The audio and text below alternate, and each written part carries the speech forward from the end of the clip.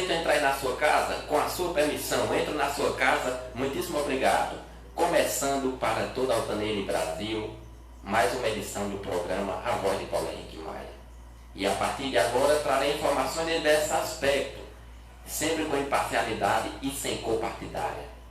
E agora, nesse momento, está entrando no ar o programa que não tem preso com ninguém, nem com partido político, nem com o presidente da República, nem com o governador do Estado, com o senador da República, nem com o deputado estadual, nem com o deputado federal, nem com o prefeito, principalmente nem com o vereador. Uma boa tarde a você que me acompanha pela rádio comunitária Altaneira FM ou pela live ao vivo transmitido pelo Facebook de Paulo Henrique Maia. Altaneira, Ceará, Brasil, 31 de agosto de 2019, 12 horas e 2 minutos, horário oficial de Brasília. Sob a proteção de Deus e com as bênçãos de Jesus, inicio a 41ª edição do programa. E hoje eu trouxe um tema que, em minha opinião, é bem interessante, tenho certeza também que irá agradar você ouvinte, que é sobre a posse e porte de arma. Porque a discussão que vem há muito tempo no país, desde 2005, a sociedade, você ouvinte, foi às urnas escolher se queria ou não armar ou desarmar a sociedade, que foi o Estatuto do Desarmamento, e até hoje paira sobre o Congresso Nacional, sobre o posse e porte de arma. Então é um tema bastante interessantíssimo, que agrada a muita gente, tem os prós, tem os contras, e o mais importante é que todos se respeitem, independente de sua opinião. E eu trouxe hoje algumas entrevistas, duas entrevistas, os dois lados da moeda, um contra e um a favor do posse e porte de arma.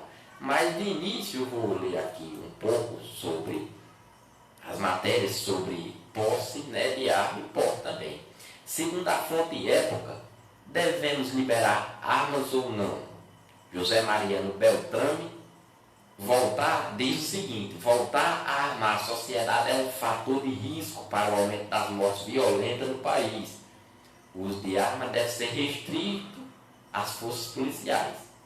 Há 8 anos à frente da Secretaria de Estado de Segurança do Rio de Janeiro, sou categórico em afirmar: o Estatuto do Desarmamento é um instrumento importantíssimo na proteção da vida, bem maior do ser humano. Escreve essa defesa com uma opinião técnica de um delegado da Polícia Federal, amparado pela experiência no Rio de Janeiro, onde há uma cultura de armas. As apreensões em número cada vez maiores realizadas pelas nossas polícias estão aí para ratificar a necessidade do Estatuto do Desarmamento.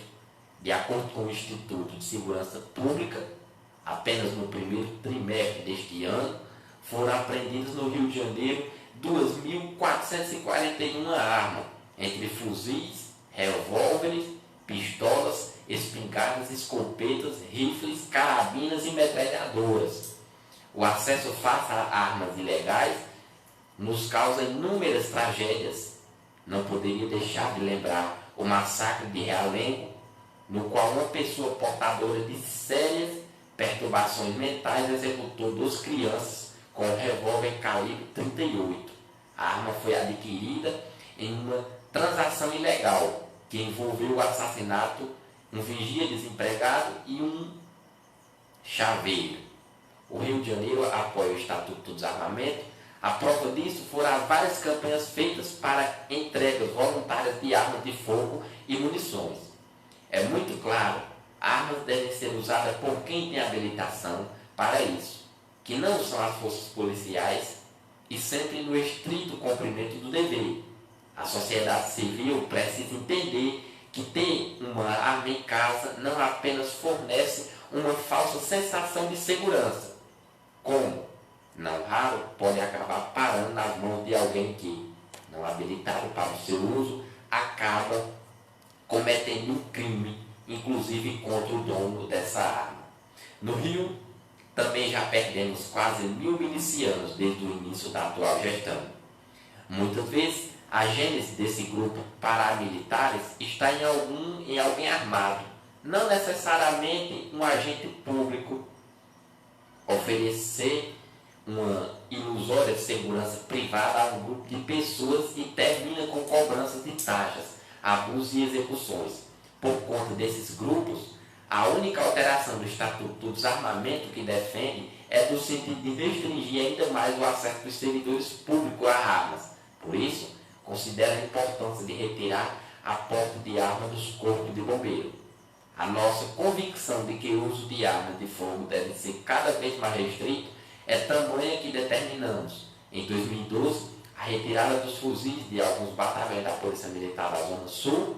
Inicialmente, isso gerou um desconforto dos policiais que, ainda com o DNA da cultura de guerra, se sentiram nus ao sair às ruas sem portar essas armas de alto poder de letalidade, capaz de destruir alvos a quilômetros de distâncias. Com o passar do tempo, no entanto, ficou evidente que a decisão foi acertada após o processo de pacificação na região do 19º Batalhão da PM, responsável pelo policiamento do famoso e populoso bairro de Copacabana. Houve 14 disparos de fogo em 2019, 3 em 2011 e nenhum em 2012. O mesmo relatório da Polícia Militar apontou uma diminuição considerável de disparos de armas de fogo. No mesmo período, nos batalhões de Botafogo, também na zona sul da cidade, e da Olaria e da Tijuca, ambos na zona norte. Para não citar apenas dados da cidade e do asfalto, o complexo do Alemão registrou em 2010, antes da pacificação, 23.335 disparos feitos por armas da PM. O número caiu dramaticamente. Em 2012, foram 2.395 tiros, mesmo diante do atual quadro de resistência de criminosos em algumas comunidades. Posso dizer que não houve retrocesso aos antigos números. No Rio de Janeiro, buscamos uma cultura de paz e redução da taxa de homicídio. Isso não quer dizer que os outros índices de criminalidade também não devam ser reduzidos. Mas o crime contra a vida é o mais grave. Já tivemos alguns êxitos na cidade. O índice de homicídio caiu em patamar de 36 por 100 mil habitantes em 2007, para 19 por 100 mil habitantes em 2014. Nas áreas pacificadas do Rio de Janeiro, conseguimos reduzir a letalidade violenta de 61 mortes para cada grupo de 100 mil habitantes em 2007, para 11 mortes por 100 mil habitantes em 2014. Infelizmente, em outros municípios do nosso estado, a situação não é a mesma. Uma das regiões que mais sofre com o fácil acesso às armas e a banalização do ato de matar é a Baixada Fluminense. Em algumas cidades dessa região, não apenas disputas territoriais de traficantes, mas rixas futebolistas, traições amorosas, discussões banais de bar são motivos para sacar uma arma e atirar. Na Secretaria de Segurança, estamos fazendo esforços para a diminuição do déficit histórico de policiais e até de batalhões da região. Em setembro do ano passado, enviamos 400 policiais para a Baixada. Neste mês, o município da grande região metropolitana do Rio de Janeiro receberam outros 500. A manutenção do estado do desarmamento, dos modos como foi criado por lei em 2003, é fator fundamental para que não tenhamos um aumento da taxa de homicídios. Voltar na sociedade civil é um fator de risco para aumentar as mortes violentas no país, entre outras colaborações do Estatuto do Desarmamento, ao elevar a idade mínima para 25 anos de idade para a aquisição de armas. Contribui para dificultar a compra e venda de armas no segmento que mais morre e mais mata em todo o país, os jovens. Lembro aqui que a Organização das Nações Unidas, ONU, referenda o entendimento de que o Estatuto do Desarmamento tem forte impacto na redução da violência armada no Brasil, assim como a Polícia de Pacificação e o Programa de Polícia Pacificadora se tornaram política de Estado no Rio de Janeiro. É importante que o Estatuto do Desarmamento continue a ser política de Estado do país e compromisso presente na agenda de todas as sociedades. Então esse é o ponto de vista aqui de um especialista, Polícia Federal, que ele é contra que a sociedade se abra.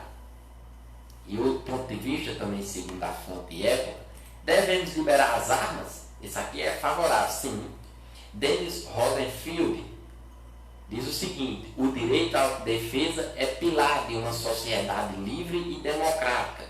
No Brasil, os bandidos continuam a ter acesso livre às armas de fogo e o cidadão fica à mercê dos criminosos. O debate sobre o desarmamento no Brasil é fortemente contaminado por seus defensores, que mais trabalham com rótulos e desqualificações de seus adversários do que com a verdade e princípio. Eles têm como objetivo passar a mensagem de que estão certos, por mais que transgridam valores e manipulam as estatísticas a seu bel prazer. Já na própria colocação do problema, os parlamentares que defendem a liberdade de escolha e o direito à autodefesa são tidos por representantes de bancada da bala. A perversão é total. Note-se que a liberdade de escolha e o direito à autodefesa são pilares de uma sociedade livre e democrática. Não se trata de nenhum direito de matar, mas do direito de conservação da própria vida. Os que advogam pelo desarmamento dos cidadãos almejam que o cidadão fique completamente desguarnecido de criminosos que invadem suas residências. Os cidadãos não escolhem seus representantes para que eles suprimam sua liberdade de escolha. Posso perfeitamente pretender não ter nenhuma arma, mas isso não significa que meu direito deve ser abolido. A situação é tanto mais esdrúxula porque é feito no que diz respeito a um verdadeiro combate à criminalidade. Os bandidos continuam a ter livre acesso às armas de fogo. O mercado negro os supre muito bem. Por uma absurda inversão, o problema passa a ser dos cidadãos, os que pagam impostos e deveriam ser protegidos contra qualquer violência. O Estado não consegue coibir a violência. Seu dever primeiro é negar a seus membros que o façam, negando-lhes qualquer direito a respeito. O cidadão fica à mercê dos criminosos. Pior ainda, os criminosos são ainda tratados com a máxima consideração pelos ditos representantes dos direitos humanos, enquanto suas vítimas são relegadas ao esquecimento. Ademais, há um problema metodológico, ao se usarem os dados sobre mortes por arma de fogo como argumentos a favor do desarmamento. Ignora-se o binômio justiça e injustiça. Os dados de homicídio por arma de fogo, obviamente, incluem os casos em que as armas foram usadas pelas forças policiais contra a criminalidade e os casos em que o indivíduo usufruíram do direito de legítima defesa. Foi o que ocorreu com a senhora Odete Prá, aquela senhora de 87 anos que em 2012 matou a tiros um bandido que invadiu seu apartamento com uma faca. Ao salvar sua vida, a senhora contribuiu para engrossar as estatísticas de morte por arma de fogo. Caso fosse assassinada pelo bandido, haveria uma morte a menos com arma de fogo e um irrelevante homicídio com armas brancas. O absurdo resta evidente. O caso demonstra que a ideologia do desarmamento ignora e chega mesmo a inverter a relação vítima e criminoso. Torna-se a injustiça pela justiça. Consequentemente, impõe-se uma interpretação falaciosa sobre segurança pública. Desse modo, o direito à legítima defesa é suplantado pelo dogma. Há premissas comuns ao debate em torno das armas, tendo os Estados Unidos como morte primeiro, americanos são patriotas, cultuam suas forças armadas e o próprio poderio militar. O segundo, americanos banalizam a violência. E o terceiro, americanos idolatam as armas. O quinto ponto, Americanos, quarto ponto, americanos compram fuzis em padarias. E o quinto ponto, americanos estão armados até os dentes. As premissas, embora reducionistas, são verdadeiras. No entanto, não se verifica nos Estados Unidos aquilo que é apregoado pelo desarmamentista como consequência: violência epidêmica, convulsão social, níveis alarmantes de mortes por armas de fogo. Existem 270 milhões de armas de fogo em mãos civis nos Estados Unidos. A relação é de 83 a 96 armas para cada 100 mil habitantes, ou seja, quase uma arma para cada cidadão. Os dados são do Escritório das Nações Unidas sobre Drogas e Crime, no NODEC. O projeto de pesquisa do Instituto também internacional. Esses números astronômicos colocam os Estados Unidos na primeira posição em posse de arma de fogo no mundo. O Brasil tem 15 milhões de armas de fogo. Em cada 100 mil habitantes, apenas 8 possuem arma de fogo nos Estados Unidos. Em 2013, houve pouco mais de 11 mil mortes por armas de fogo.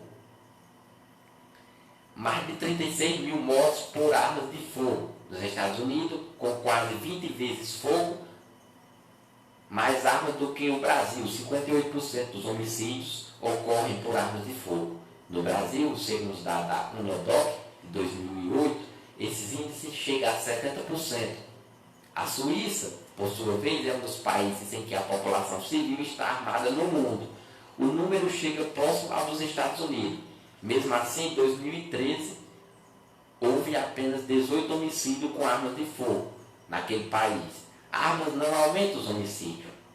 No Brasil, dados da Polícia Federal e do Ministério da Justiça apontam que os estados do Acre, Rio Grande do Sul, Roraima, Santa Catarina e Mato Grosso respondem por 33% das armas registradas na Polícia Federal.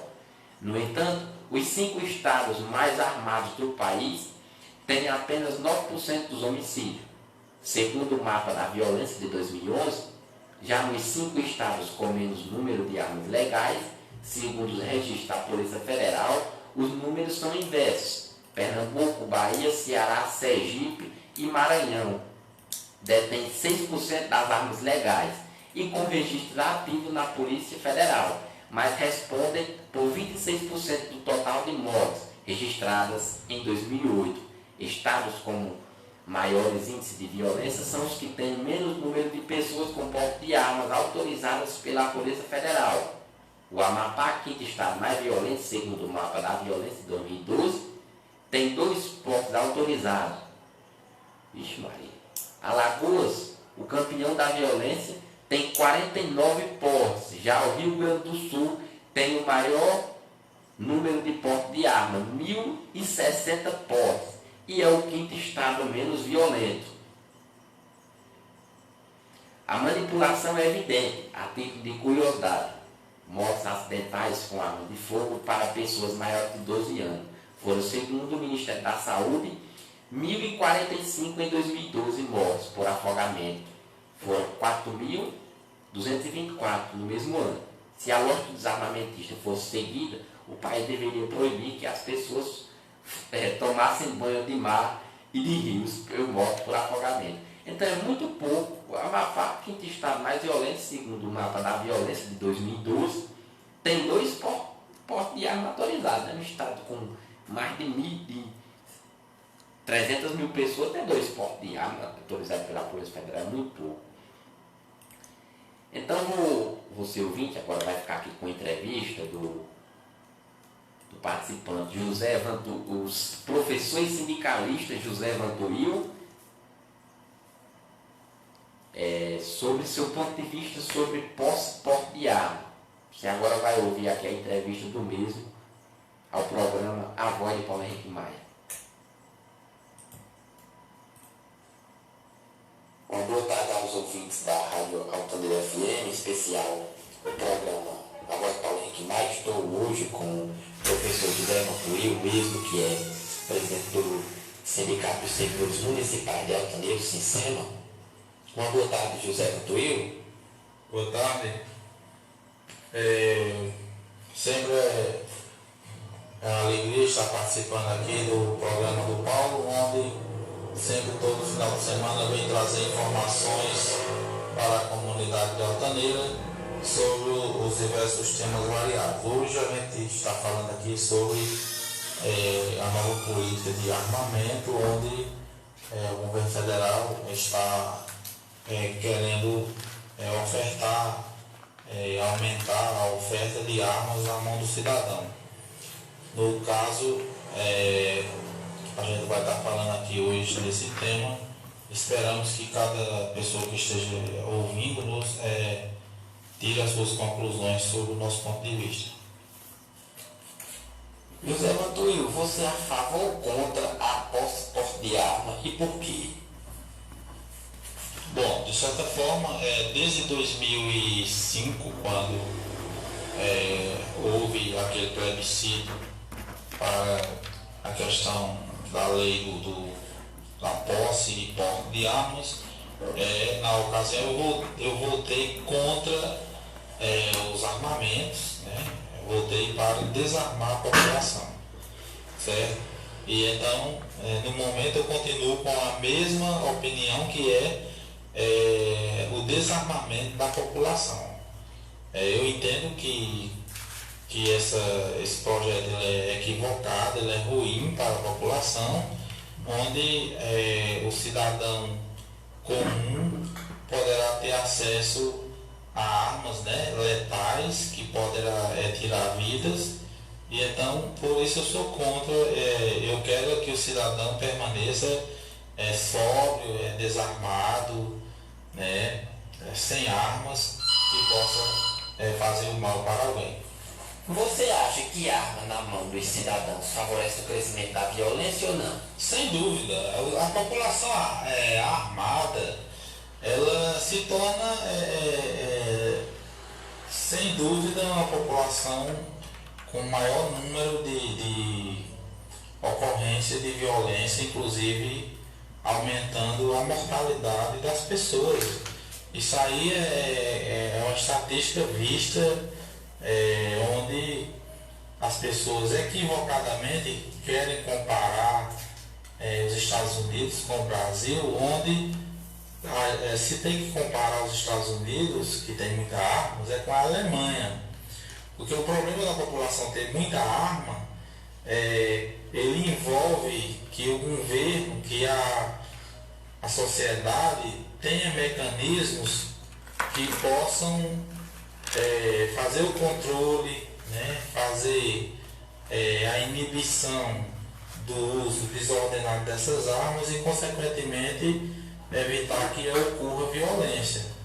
No caso do Brasil, a gente não tem esses mecanismos que possam combater a violência numa sociedade armada. Então, portanto, o desarmamento da população civil ele é necessário, e eu ainda vou acrescentar mais a seguinte questão.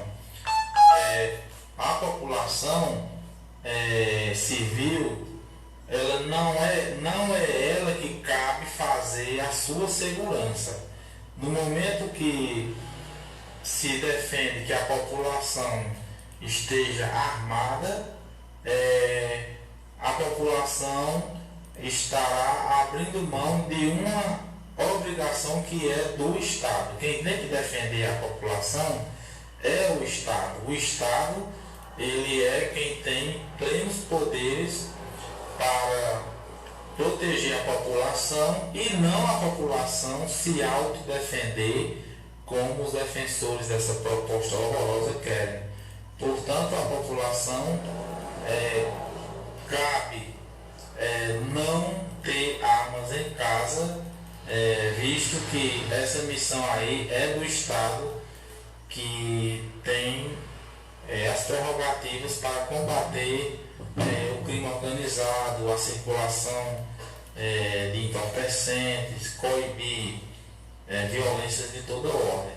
Portanto, eu sou contra a posse, sou contra o porte de armas, sou contra o cidadão ter que se defender e ficar à mercê, onde cabe ao Estado fazer essa atividade. Agradeço ao professor José Vantuil pela sua contribuição ao programa Voz de Paulo Henrique Maia. Boa tarde. Então, ouvintes, como você pode ter ouvido muito bem colocado o posicionamento aí dos professores sindicalistas José Vantuil sobre o porte de arma. Então, em sua opinião, ele é contrário, né, ao porte de arma. E agora você vai ouvir a contribuição do nosso amigo Manuel de Souza, mais conhecido como Nésio, sobre porte de arma. Certo? Eu sempre gosto de trazer essas entrevistas para cá, a contribuição de cada um. São opiniões diferentes. Então, eu quero também que você, ouvinte, possa participar de suas opiniões. O programa está aberto para lhe ouvir também. Certo? Então, pega aí uma caneta e um papel que eu vou já passar meu número do telefone do WhatsApp para ficar mais fácil de você, se você quiser, né, poder dar a sua contribuição ao programa da forma que achar conveniente sobre vários temas que eu sempre falo aqui. Então vá organizando aí uma caneta e um papel para você notar enquanto você ouve a entrevista do Nésio. Vá caçando aí o papel e caneta.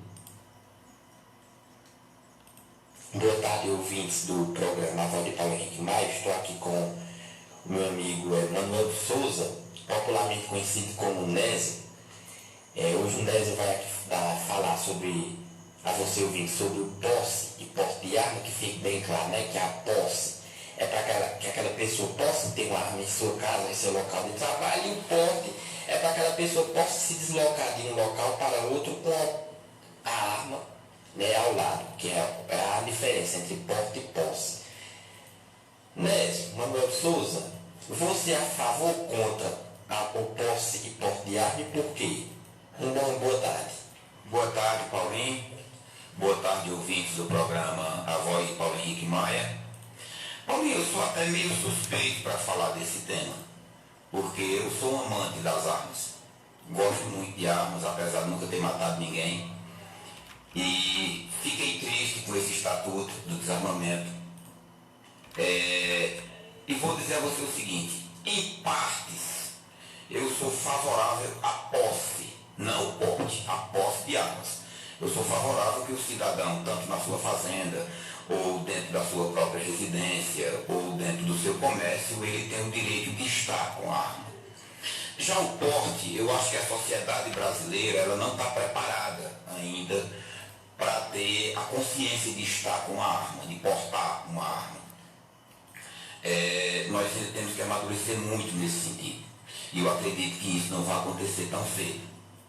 Mas a posse, eu acredito que na mão do cidadão de bem, porque existe um controle muito rígido na aquisição de uma arma, para você ter essa arma na sua residência, no seu comércio ou até mesmo na sua fazenda, com o chamado porte rural que está sendo pretendido aí pelo governo federal para que um fazendeiro, por exemplo, lá nos confins de suas terras, ele tenha uma arma em sua posse. E por esse entendimento do governo, ele possa até circular, mas só dentro da propriedade rural, diferente do comércio na zona urbana ou mesmo na sua residência, que ele só vai ter essa arma guardada em casa. Mas o porte não, eu acredito que o porte ele causa um desconforto muito grande, porque a sociedade brasileira, como eu já falei, ela não está preparada ainda para isso.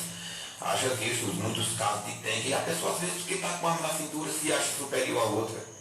E acontecem muitas desavenças, mortes, esse tipo de coisa por conta disso. Mas a posse eu sou totalmente favorável, eu acredito que o cidadão de bem armado, porque isso vai haver um controle, não é do jeito que estão pregando por aí, que o governo vai dar arma. Eu já ouvi e vi autoridades como senadores, deputados dizendo que o governo quer dar arma à população. Não, o governo não quer dar arma à população.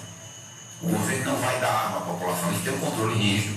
A pessoa vai ter que ir lá, vai ter que levar os documentos da sua fazenda, ou os documentos do seu comércio, vai ter que fazer exames psicológicos, vai ter todo um aparato, vai ter toda uma exigência para que essa arma seja concedida para esse cidadão. Não é bem assim pegar a arma e jogar na mão do povo, como as mídias pregam, né?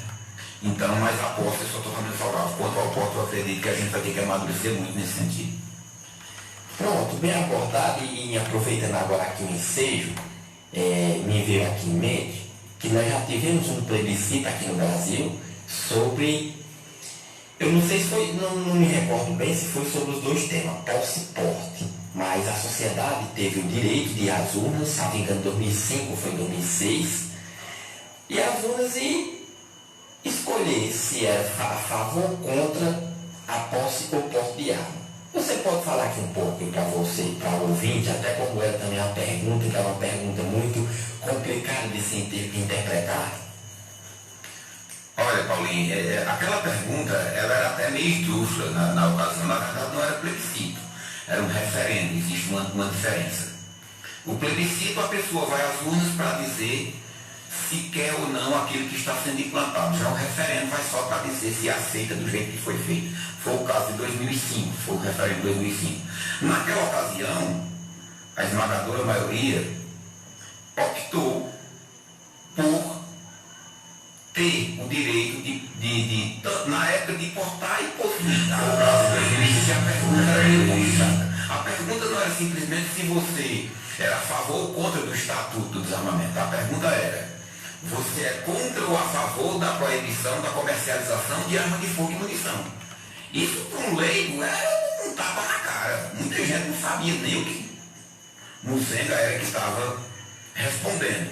Mas, mesmo assim, a esmagadora maioria optou por ter o direito de ter a posse de portar arma. Na época, a pergunta era essa. Mas a questão em si é o direito que a pessoa tem. Isso é até constitucional. O cidadão ele tem direito à autodefesa. E como o Estado está falhando muito nesse sentido, isso é uma atribuição do Estado, da proteção ao cidadão, isso deixa muito a desejar. Então a pessoa,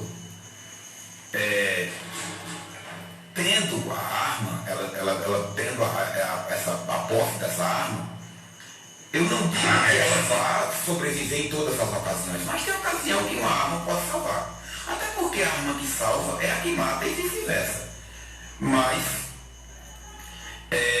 a posse de arma dentro do seu estabelecimento comercial pode dar ao comerciante uma chance. Agora, se por acaso essa arma ela cair em mãos erradas, é lógico que vai aumentar o índice de violência, ou até mesmo de óbito, porque uma arma ela só foi fabricada para matar. Uma arma não foi feita para beijar ninguém. Mas o que está em questão e o que é mais sério nessa questão não é a questão de matar ou morrer, porque você pode morrer com a corda. Se você morrer enforcado, por exemplo, o governo vai proibir de fazer corda, carro mata, o governo não proíbe de fazer carro. Né? Você pode pular de uma ponta, ele vai derrubar o viaduto? Isso é uma coisa que não se prega. O que é a questão em si, e o que é bom que seja abordado, é o direito. A Constituição diz que o direito, que o cidadão tem o direito à autodefesa. E como o Estado está falhando nesse sentido, é uma questão de resgatar o direito que é garantido constitucionalmente. Agora, como eu já falei, tem pessoas que estão preparadas e pessoas que não estão preparadas. Mas isso, no momento da aquisição dessa arma, isso vai haver um protocolo, vai haver exames que vai atestar se esse cidadão é apto ou não a ter essa arma. Não apostar, mas pelo menos a ter essa arma. Se tiver antecedentes criminais, ele não pode. Se tiver pendência com a justiça, ele não pode. Se ele não comprovar a real necessidade, ele não vai ter o direito. E assim vai por diante. Então o controle é muito rígido. É muito diferente dos Estados Unidos, que a pessoa compra até por internet. Mas não tenha dúvida de que quanto mais armas circulando, maior o índice de acometimento de crime. Isso é fato. Mas, por outro lado, se por acaso vai ter gente com arma na mão que vai matar, mas vai ter gente com arma na mão que pode e deverá se defender e deverá se salvar também. Eu lhe agradeço pela sua contribuição ao programa A Voz de Paulo Henrique Maia. Então, ouvintes, essa aí foi a contribuição também do nosso amigo Manuel de Souza, Elnésio, sobre o posse-porte. Foi importantíssimo essa entrevista, eu achei muito importante, porque são os dois pontos. É o que é contra e o que é favorável. Os dois lados da moeda a ser analisado, a ser observado pela sociedade. Então é isso. Que a sociedade observe bem como está acontecendo todo esse trâmite no Congresso sobre posse e porte de arma. Como eu expliquei lá na entrevista, muito bem explicado sobre a diferença, né, de você portar e você ter a posse. Há uma grande diferença.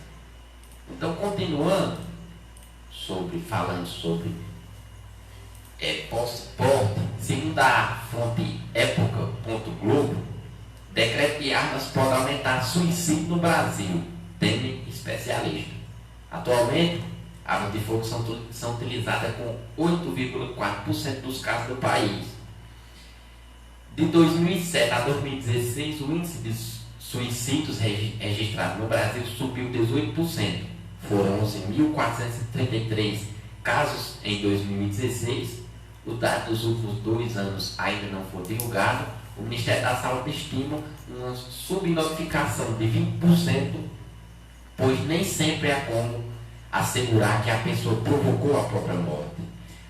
A facilitação da posse de arma de fogo, tema do decreto que o presidente Jair Bolsonaro mandou para o Congresso, eu acho que é grande a possibilidade de haver muitos casos, afirma a psicóloga Karen Scavancini, do Instituto Vitaleri, da Prevenção e Pós-Venção do Suicídio de São Paulo. Como o suicídio costuma ser um ato impulsivo, o método estando à mão contribui. Este é o método mais letal, a capacidade de sobreviver é menor, e quando a pessoa sobrevive, as sequelas são mais graves. A psiquiatra Neuri Ortega, autor de livros e programas sobre prevenção e suicídio, não tem a mesma impressão. Não podemos afirmar categoricamente que vai aumentar o número de suicídios. E diz o método, muda de cultura a cultura. No Brasil, não é tão comum suicídio por arma de fogo. O impacto maior da facilitação deverá ser sobre os homicídios e sobre as matanças, como as que ocorrem em outros países. Cerca de 800 mil pessoas se matam todos os anos no mundo. Uma a cada 40 segundos. Nos Estados Unidos são 22 mil pessoas, sendo quase 1.000 crianças e adolescentes. De acordo com dados do Centro de Prevenção e Controle de Doenças, agente do Departamento de Saúde, armas de fogo são usadas em metade dos suicídios. No Brasil, essa taxa está em 8,4%.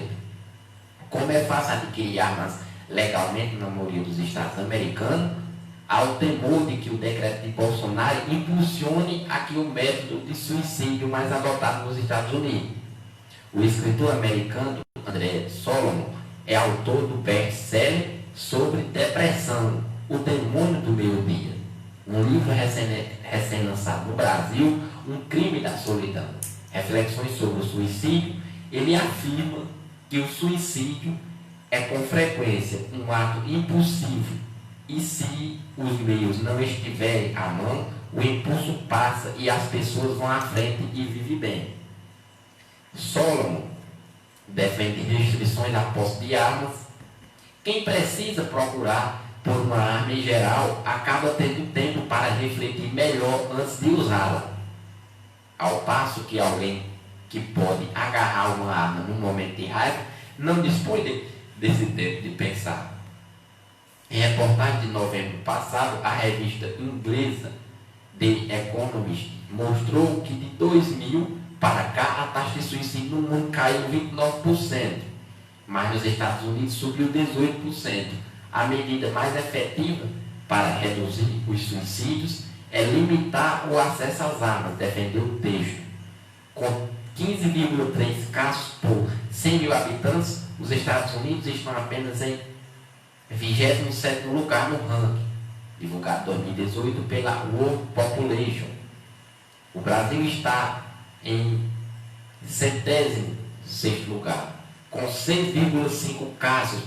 No topo está Lituânia, 31,9, Rússia, 31, Guiana, 29ª, Coreia do Sul, 26ª e Bielorrússia, 26,2%. Alguns dos países com taxa mais alta não têm legislação restrita. Nunca houve um estudo exclusivo sobre essa relação entre facilidades legais e número alto de suicídio. Ressalta o capitão Diógenes Munhoz, do Corpo de Bombeiros de São Paulo, criador de um método que se tornou referência nacional na abordagem de pessoas que ameaçam se matar. Suicídio é assunto de política de saúde mental, não só de segurança. A Austrália é sempre citada como um país que reduziu o número de suicídios e homicídio ao tirar armas de circulação. As restrições legais começaram em 1996, depois que um homem matou 35 pessoas e feriu 18 no serviço. No ranking do World Population, o país está em 39º lugar. Dos países escandinavos, frequentemente associados a números altos de suicídio, o primeiro a aparecer na lista é a Finlândia, no 24º posto. Depois, em 28º, vem a Suécia, onde Kari Skavansine estudou e acompanhou as medidas de controle de armas e também do uso de álcool. A psicóloga teme que mais armas nas casas provoquem mais mortes, inclusive de crianças, e haja mais homicídios seguidos de suicídio. Margarete Diniz viveu essa situação na família. Ela conta que seu irmão está fazendo churrasco com o pai e jogando sinuca com o outro irmão quando disse: "Vou ali e já volto." Matou a mulher e se matou. Tinha uma filha de 3 anos. O relacionamento era conturbado, mas nunca tinha aparecido armas de fogo. A gente soube que ele conseguiu a arma naquele dia. Se não fosse isso, com certeza não teria feito o que fez, acredita Margarete. Para quem o decreto de Bolsonaro é muito ruim, não só em relação a suicídio, mas a todo tipo de violência. Um amigo de Eduardo, que prefere não dar o seu nome para que a família do rapaz não reconheça a história, tinha dificuldade desde a adolescência para se relacionar com outras pessoas. Morando com um parente que guardava uma arma em casa, pegou o revólver e deu um tiro na cabeça.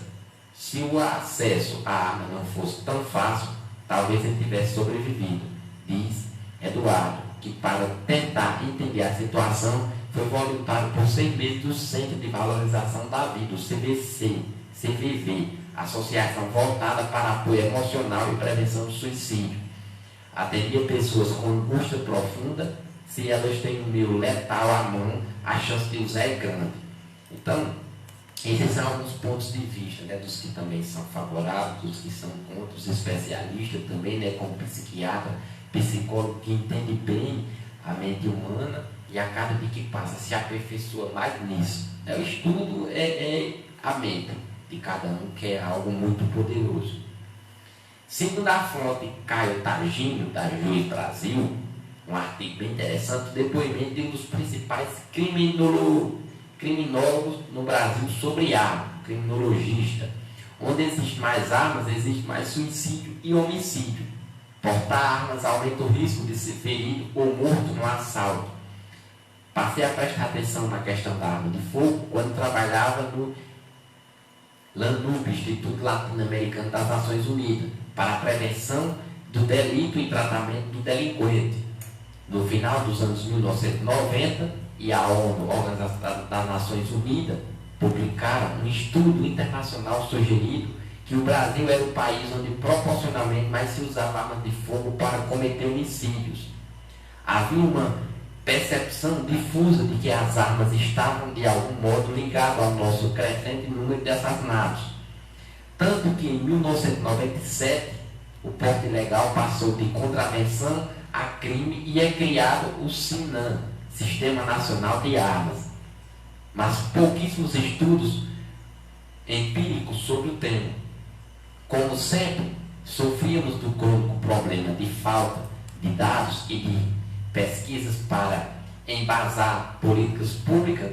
A Lei 4.937 de 1997 produziu um forte impacto na venda de armas no país e para reclamar da queda de 40% no faturamento. A indústria começou a divulgar seus dados. Na literatura internacional, aventava-se a hipótese de que a taxa de suicídio local tinha forte relação com a disponibilidade de armas. E agora dispunhamos de dados para testar essa correlação no Brasil.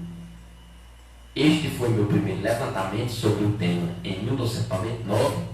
Tomamos as vendas anuais de armas da Taurus em 1997 e 1998 por estados.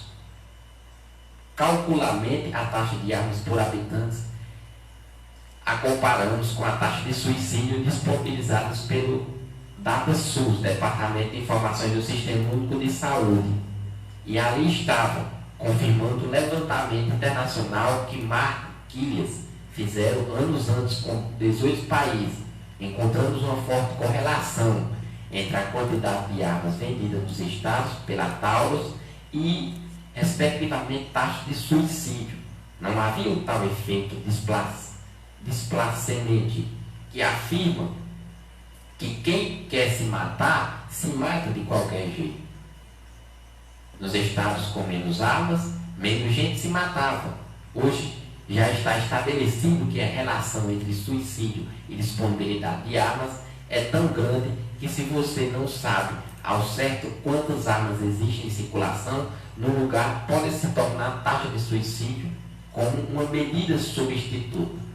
Essa foi a estratégia seguida por Daniel Cerqueira, do IPA, Instituto de Pesquisa Econômica Aplicada, aliás, para corroborar os efeitos do Estatuto do Desarmamento sobre a queda dos homicídios em São Paulo. Em suas teses do doutoramento, o principal motivo para se portar armas, segundo os sondagens de opinião, é a proteção contra crimes. A segunda razão é se sentir forte. E a terceira, fazer boa impressão com os colegas, como revelou a pesquisa de Nancy Cardial, do Núcleo de Estudo da Violência da USP, em 1997. Então, você ouvindo, para caçando lápis aí, uma caneta, um papel, como eu já repassar aqui o número do WhatsApp. Você nota aí para participar aqui do programa. Só terminar de ler aqui essa matéria, é tempo que você dispõe de todo esse material em mãos. Mas será que a arma de fogo realmente protege quem a usa ou aumenta o seu risco?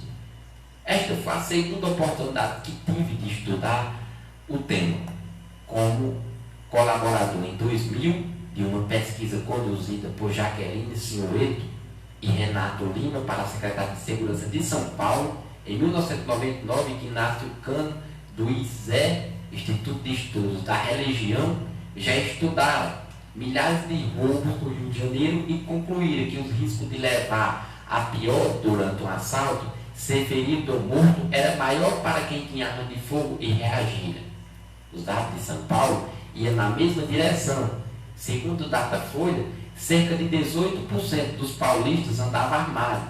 Entre as vítimas de latrocínio, 28 estavam armadas, sugerindo, portanto, que o uso da arma aumenta o risco de ser morto no assalto.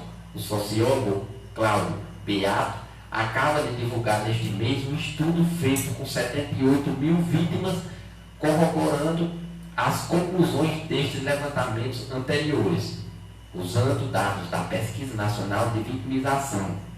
A mídia dava muita atenção, na época, ao armamento pesado em mãos dos traficantes, e os defensores das armas argumentavam que o grande problema da violência era causado por armas importadas de grosso calibre nas mãos dos criminosos. A discussão acabou pautando uma série de pesquisas sobre o tipo de armas envolvidas nos crimes.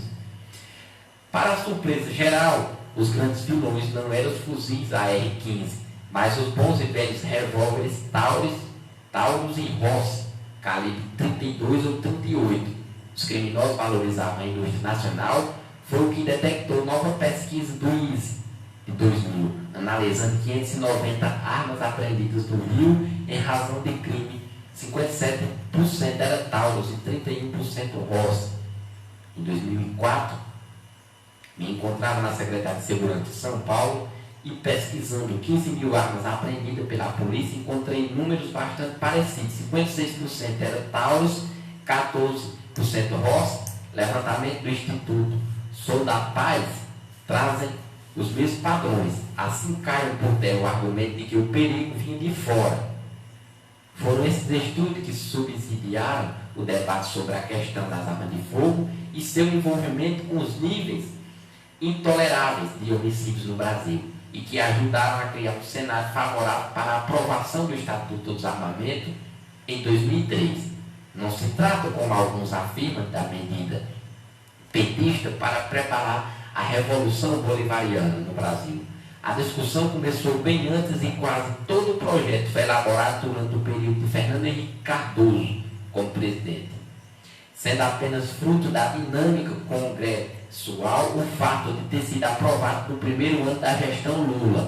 A medida já constava no Plano Nacional de Segurança Pública de 2000, no qual tive a oportunidade de participar, acompanhei de perto o processo, tanto como conselheiro do Instituto Sou da Paz, quanto como diretor do SESNAP, Secretaria Nacional de Segurança Pública, no último ano do governo FHC, e de fato o controle de armas era uma questão consensual na comunidade acadêmica, bem como entre os principais partidos. Lembro da passagem que durante o período, como gestor do Fundo Nacional de Segurança Pública, autorizei a compra de milhares de armas pelas polícias, que na minha opinião são as únicas que devem portá-las. Na época da aprovação do Estatuto, tinha acabado de assumir a coordenação do CAP, Coordenadoria de Análise e Planejamento da Secretaria de Segurança Pública de São Paulo, responsável pela sistematização final e análise dos estados, onde os homicídios começavam a declinar, tentando, desde a lei de 1997, que transformou o porte ilegal de contravenção em crime. Os dados de 2004 começaram a chegar e as diferenças eram nítidas. Apesar do aumento das revistas de buscas e apreensões, a polícia conseguia apreender a cada vez menos armas. A proibição do porte e o aumento da punição e da fiscalização fizeram as armas saírem de circulação. Todos os indicadores mostravam isso. O número de armas perdidas pela população também caíra, junto com as apreensões de armas ilegais. Como consequência da diminuição das armas em circulação, a queda dos homicídios medido pelo Infocrim na base de dados sobre a violência do governo paulista e pelo DataSUS, deve uma aceleração abrupta após dezembro de 2003, estando falando aqui de uma mudança de patamar, de uma queda de série histórica. Naquela época, munidos de dados da Infocrim, passei a estudar a morfologia da queda e a investigar dados e eventuais hipóteses para explicar o que ocorria em São Paulo, que apresentavam queda na criminalização similar às festejadas quedas de Nova York, Cali ou Bogotá. Quando se sente seguro, o cidadão encara o risco de portar arma, os ganhos não são permanentes. As armas estão guardadas nas casas e quando crescem os roubos e aumenta a sensação de insegurança, eles voltam a circular. Como durante a crise econômica de 2009, que criou um soluço na tendência de queda dos homicídios em São Paulo, trata-se de uma análise racional de custos-benefícios. Quando o cidadão se sente inseguro, encara o risco de andar armado. Isso ajuda a entender por que os efeitos dos estatutos foram desiguais pelos países. Num dos últimos escritos sobre o tema, um artigo para a revista do Fórum da Lei de Segurança Pública sugeria em 2011, com o apoio de evidências, que os efeitos foram maiores nos estados do Sudeste e menores do Nordeste, que em razão das diferentes conjunturas e dinâmicas socioeconômicas destas foi acelerada, como as capitais nordestinas, o aumento dos crimes patrimoniais e da sensação do medo, que levou a população a circular com suas armas. Consequentemente, há um crescimento dos homicídios na região. Não havia clima para falar em desarmamento, ao contrário do Sudeste, onde a estabilidade e mesmo a queda de alguns crimes contribuiu para o sucesso da nova lei. Em linhas gerais, isso foi o que aprendi pesquisando a questão dessas 2 décadas. Onde existe mais armas, existe mais suicídio e homicídio. O estrago é feito pelas armas nacionais de baixo calibre, compradas legalmente, o que temiam na mão dos criminosos portar armas aumenta o risco de ser ferido ou morto no assalto. Tanto a Lei 4.937 de 1997, quanto o Estatuto do Desarmamento tiveram efeitos significativos sobre os homicídios em São Paulo. Esses efeitos são tanto maiores quanto melhor for a implementação e mais favorável à conjuntura. Pouco adiante falar em pacto para a redução dos homicídios. Se o Estatuto for revogado, os homicídios irão retornar com toda a força à trajetória linear de crescimento observado desde os anos 1980 até 2003. Foi o que ocorreu durante a farra das armas e o que vai acontecer novamente caso o Estatuto seja revogado. As convicções quase unânimes da comunidade acadêmica que se debruçou sobre o tema. Se está ruim com ele, ficará pior sem ele. Então é isso. Diversos pontos de vista diferentes sobre posse e porte de arma, né? Muitos especialistas contrários, outros favoráveis. Então fica você ouvinte decifrar isso. Você é a favor, contra, o porquê, né? Eu, desde quando comecei a falar, desde o programa que trouxe, já tinha falado um pouco sobre posse e porte, desse debate que vai estar acontecendo. Aliás, já está no Congresso, em breve vão ser debatidos. Eu sou contra, certo? Até porque também leva até para o lado religioso como cristão. E o cristão sabe bem quem é cristão. Quem é que é cristão? Todos aqueles que acreditam em Jesus Cristo. Seja católico, evangélico, espírita, budista, seja o que for, todos acreditam em Cristo.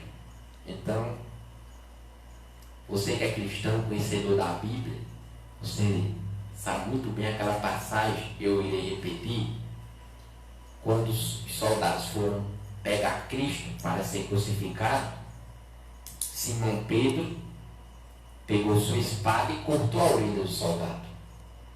E você, ouvinte, sabe o que foi que Cristo disse a Simão Pedro? Disse as seguintes palavras: Pedro, embainha tua espada, que quem com ferro fere, com ferro será ferido. Então, diante de uma passagem tão importantíssima que Cristo falou, eu jamais posso ser favorável ao posse e porte de arma. Que o governo caça em método de controlar a violência. E eu lhe dou que a solução de um dos pontos de uma educação de qualidade influencie que as famílias também possam dar uma educação dentro de casa. As famílias estão desestruturadas. Você vê isso, você ouvindo no dia a dia. As famílias estão desestruturadas mais. Que a escola faz sua parte, mas a família falta fazer a sua outra parte. Então, para poder encerrar, quero mandar aqui um abraço fraterno ao pastor Adelailton, que é da nossa cidade aqui de Altamira. Disse o mesmo que ia mandar um abraço fraterno, no mesmo que disse que sempre escuta o programa. Então, vou dizer aqui meu número aqui do WhatsApp, quando você quiser aqui participar aqui do programa, fica à disposição. Então, já está com mais de meia hora que eu mandei você ouvir caçar uma caneta e um papel, já deve ter achado, né? O número é 999 47 98 17. Vou repetir. 999 47 98 17. Então esse aí é o número do WhatsApp. Para poder fechar o programa, eu quero mandar aqui um abraço e meus agradecimentos pela sua contribuição. Um abraço fraterno ao meu amigo Nésio, o Manuel Souza, mais conhecido como Nésio, e ao professor e sindicalista também, meus agradecimentos pessoais, e também meu amigo particular. Agradecer e mandar um abraço fraterno ao professor José Vantuils. Também agradecimentos sobre sua contribuição ao programa A Voz de Paulo Henrique Maia. Então, fique na paz, até o próximo programa, e agradeço pela permissão de estar aí na sua casa. Uma boa tarde.